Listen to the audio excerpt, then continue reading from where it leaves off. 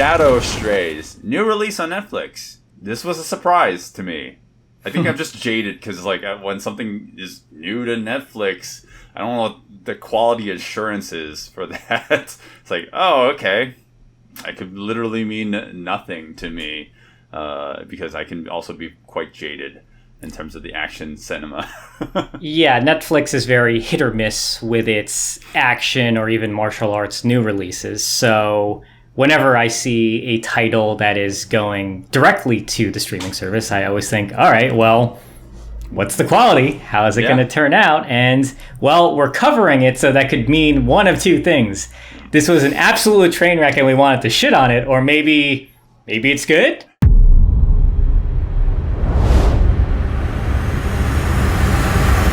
Shadow Stray was pretty entertaining.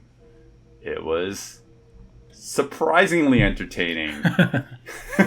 Is that despite the runtime? I was just going to mention the fact that it's 2 hours and 25 minutes. Oh, boy. Because you messaged me and you're like, hey, we need to cover Shadow Stray. Be prepared. It's a little long.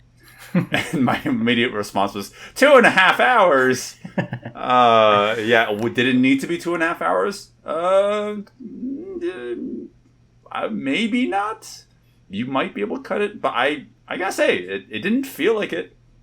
It did not. It did not feel like great thing about this movie, despite the fact that it is indeed pretty long, 2.5 hours. You and I generally do not like films that long. We always fight for the 90-minute movie. We always say these movies need to cut 30 minutes out, make it a tight 90. In this regard, it's 1 hour.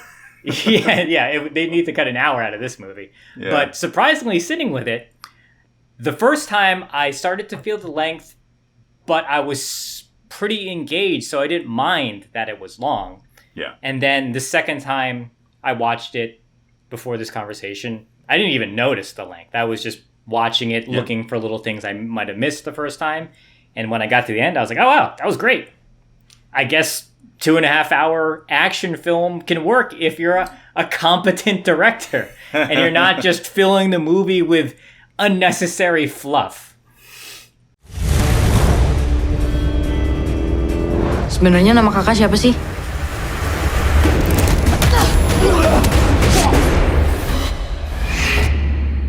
The more I learn about the movie, the more impressed I get, because you just told me off mic just now that apparently the lead actresses it doesn't seem like they have a lot of martial arts backgrounds, right? Like that's what I've seen.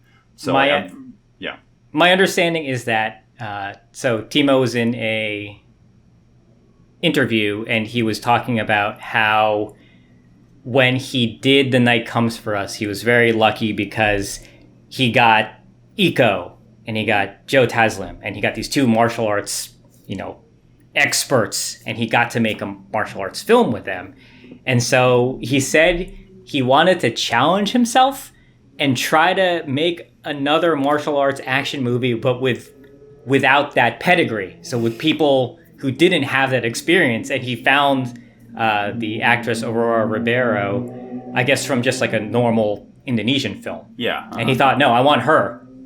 No action experience, to my knowledge anyway.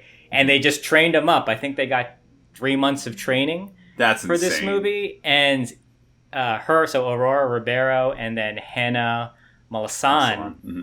I'm not sure. When I look at her filmography, it kind of seems like the movies are a little action-based, but I don't know if she herself did any action for it.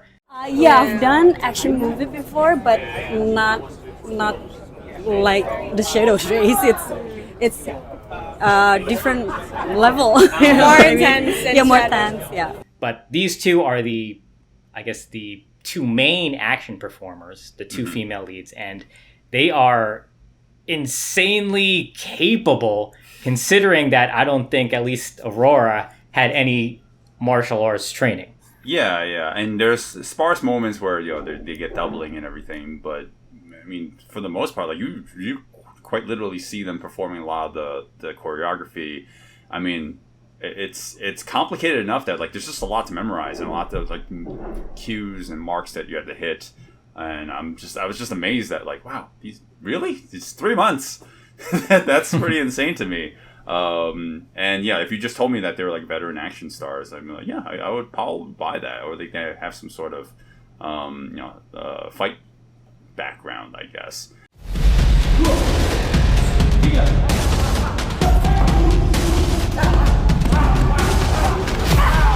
What is the story?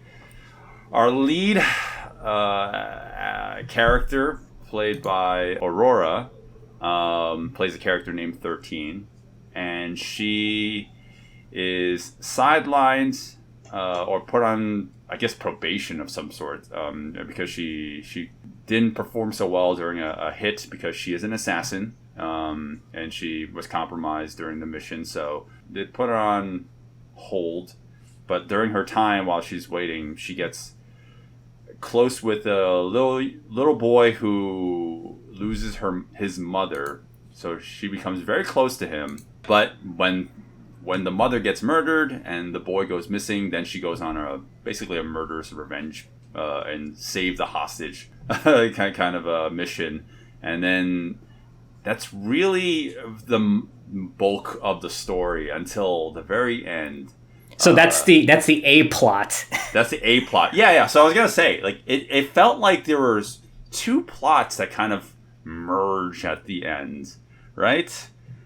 Well, there are indeed two plots that merge at the end, because she is part of this secret assassin world, obviously, hired hit people. And what happens is, while she's on hold, there is actually a B plot where her instructor realizes that the secret organization, there are people defecting from it, and she realizes that she needs to address those defectors. Mm-hmm. And so that's kind of a subplot that's going on in the background. And then what happens is the organization realizes that 13 is causing all this mayhem in Jakarta, so then they need to go and deal with her as well. And I would say that the A plot and the B plot don't converge. So not to spoil anything, it's more like the A plot stops, and then the B plot's like, hey, I'm here. Look at me. The story's still going. Let's go this B plot now and make it the A plot. And it's just it's a little weird. I was hoping for a true convergence where everybody meets at the end and they all meld together, but it actually doesn't work that way, and I don't want to really spoil how that happens. Spoil it. So because this is, I'd say, a pretty good recommend from me. Like, I wouldn't spoil anything. Like, I'd go I'd say watch it just so you understand what we're talking about. But like, yeah, you'll be done with one storyline and realize, oh look, there's another 30 minutes. Like, what's this other 30 minutes for? Kamu mau anak itu, saya mau jasa kamu.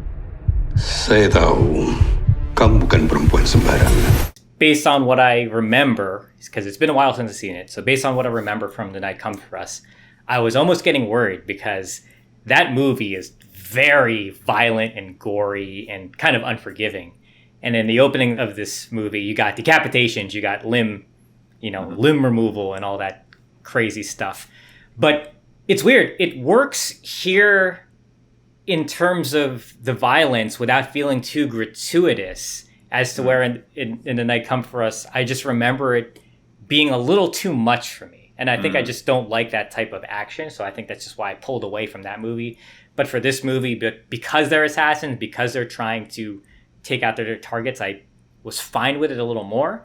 But then in the rest of the movie, the violence and the gore, it worked for me. It didn't feel so realistic where I was uncomfortable with it.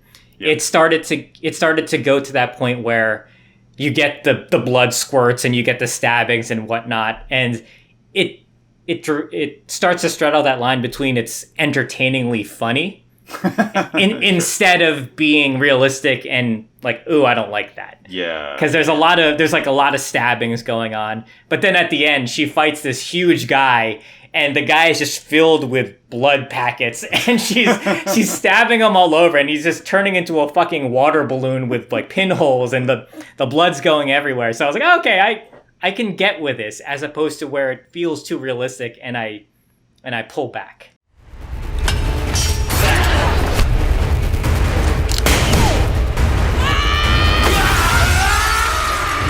Yeah, so the whole like dynamic between the instructor and the main character, like that is something that's like it is a point of conflict for the instructor character. I thought she would have like a huge change of heart, and she would be and that, you know, she would just like be super conflicted about like what allegiances she has, and you know, but like it doesn't like hit a point where like I thought like that would tie into the story as well as, you know, like as you might predict. Like it just, like the movie just keeps on going along like it's supposed to.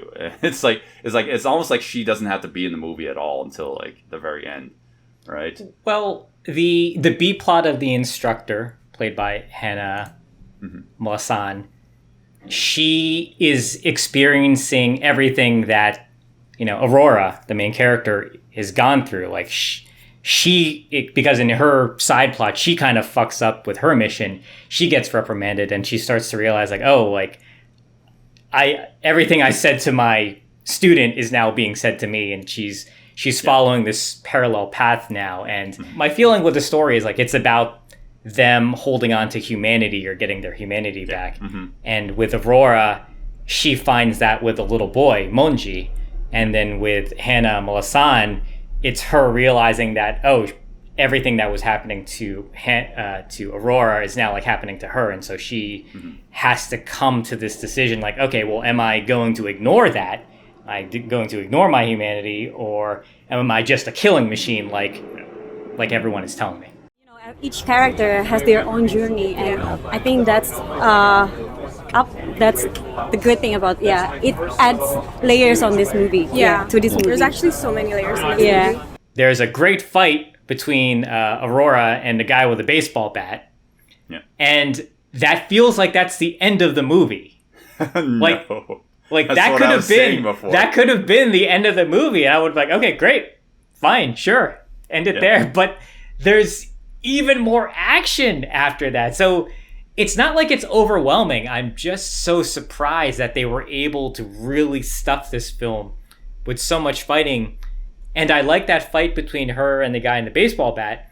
But then the actual final fight, it starts with a stand-up game, then it goes to the ground, then it goes to the weapons with the katana and the kali sticks, and then it goes even to the emotional fight where you have like the slow, sad music playing, but they're still beating the shit out of each other. So like it hits all those hallmarks of a fight scene, and I was exhausted, but I was still thinking like, wow, this is like one of the best girl-on-girl fights I've seen in a while. Yeah, besides what you see on RedTube, right?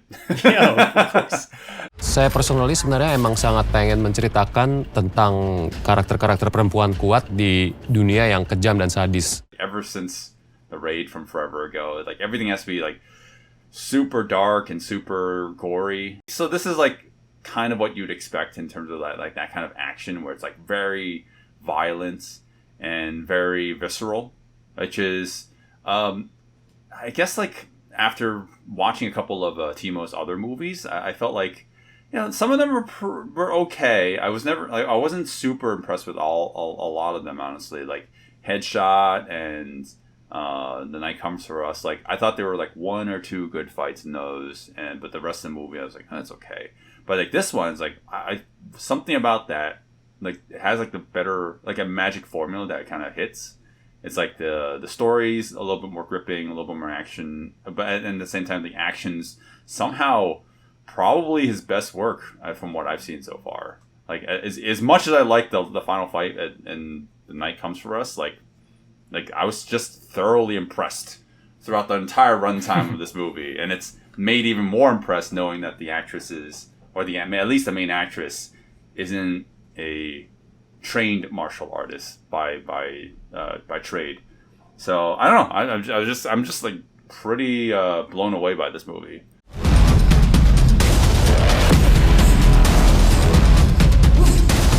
I know The Night Comes For Us kind of sequel baits as well, but I thought that maybe this would be an unofficial sequel, but I don't think they're connected at all. So if he does another action movie, I hope he at least makes a sequel for one of them, because this one, well, at least this is the one I want to see more of, because I was more enticed by this world.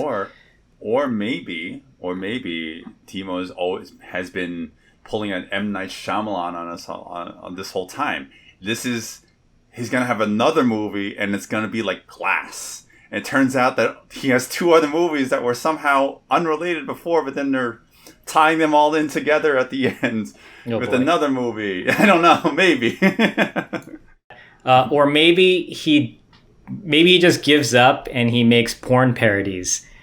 And he makes The Night Comes For Us, but night is spelled with a K. Okay, what? And Comes For Us is spelled with a C-U-M. Yes. I don't like that. I don't like that at all.